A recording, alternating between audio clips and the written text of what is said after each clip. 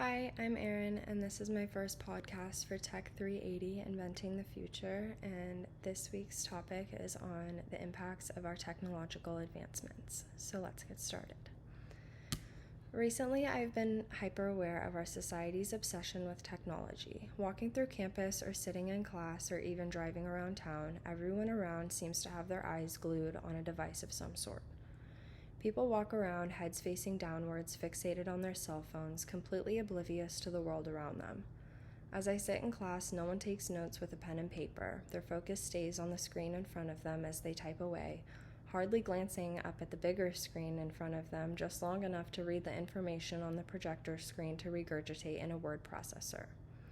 We are expected to have personal computers to complete our coursework. We will fail our classes without one, a concept that would have seemed silly even just 20 years ago. In Chapter 2 of Death by Technology, Cook states, "Technology is neither purpose nor the endpoint, it is merely a tool."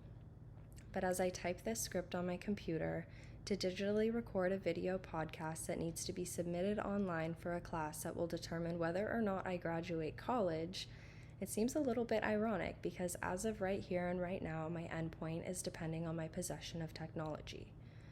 But here we are, so let's get into it.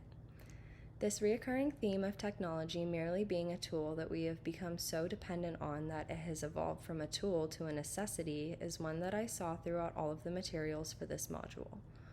We've become so dependent on technology that we believe it'll be our saving grace for problems that have been created by technology. Each source in this module essentially gave a different example of this phenomenon, exemplified our reliance on technology in vast ways, but ultimately conveyed the same message. In Future Perfect, the case for progress in a networked age, Johnson's take on this idea was applied to how we rely on technology in the face of disaster. I was only 8 years old when U.S. Airways Flight 1549 crash-landed into the Hudson River. However, I distinctly remember the news footage that saturated every channel for the days following the crash. Although, until now, I never gave this event much thought. Considered the miracle on the Hudson after it was revealed all 155 passengers on board survived the crash, relatively unharmed, the media and society deemed it just that, a miracle. But, as Johnson explains, it was in fact far from a miracle. In the news coverage, there was little consideration of the immense amount of technological evolution or the thousands of humans it took for the technology to advance that far in the first place.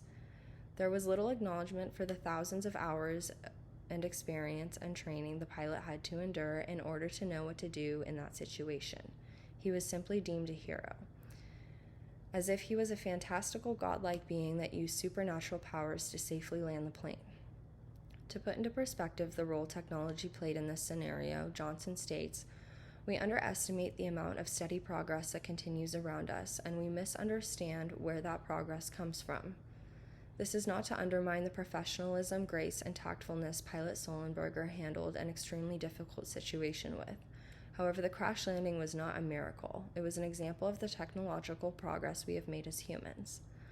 While the story of the U.S. Airways Flight 1549 has a happy ending, the fly-by-wire technology and chicken gun testing that was created and implemented for this scenario to have the outcome that it did is an example of technology that has been created in order to address the issue of planes, which are a piece of technology, malfunctioning, failing, and/or crashing.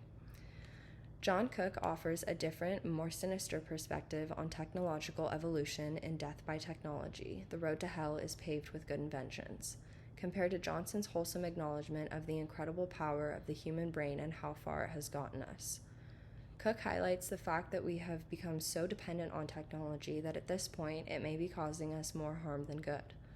From the perspective of cause and effect on an ecological level, Cook discusses climate change as a result of machines and technology that has resulted in natural disasters that are of a greater magnitude than we have ever seen before. Wildfires, tsunamis, and hurricanes occur each year, each one more disastrous than the last, caused by the redirection of water sources, the depletion of natural resources, carbon emissions, urbanization, the list goes on. But it can all be traced back to our technological evolution. And in the face of these catastrophic natural disasters, no amount of technological intervention can stop them from happening. The damage is irreversible once it gets to that point. Cook compares this occurrence to relying on new technology to solve problems created by technology is a little like going on a spending spree because you have heard of a method to ensure winning the lottery or beating the house in Vegas. While the damage is irreversible, we use more technology to extract the few natural resources we have left to rebuild, to redirect, and enact relief efforts nonetheless. And then we do it all over again the next year after the next disaster. And now we're caught in a vicious cycle of technologically advancing in order to fix the problems of our technological advancement. A similar theme was discussed in the BBC podcast, Has Technology Changed Us?, in regards to surgical technology and its evolution. Something that was created to fix our ailments, to extend our lifespans, and increase quality of life is now being used to modify people's bodies in ways that can actually be more harmful to their health. And in turn, the same people who relied on surgical technology to modify their bodies in unnatural ways then have to rely on medical technological advancements to fix the side effects they experience due to cosmetic procedures. And just like Cook's acknowledgement of the irreversible damage we have done on our environment with the use of technology, albeit on an individual scale versus a global one, in most cases, once a cosmetic procedure is done, it cannot be undone. While someone can attempt to undo the damage on their body if they experience negative side effects or simply change their mind later on down the road, their body will never be exactly the same as it was before they altered it. Even a cosmetic alteration, as small as an ear piercing, will leave a scar. While it might not be as life-threatening as a botched breast augmentation, an unwanted piercing or tattoo leaves a permanent mark just the same. When reading and listening to this module's materials individually, I found each of them to be interesting in their own ways. However, the connections I was able to make between them caused me to think about technology on a much deeper level and the interconnectivity between all of the different types of technology we surround ourselves with. I hope you enjoyed listening to my podcast as much as I enjoyed reading and analyzing the materials, and I will see you again in a couple of weeks. Thank you.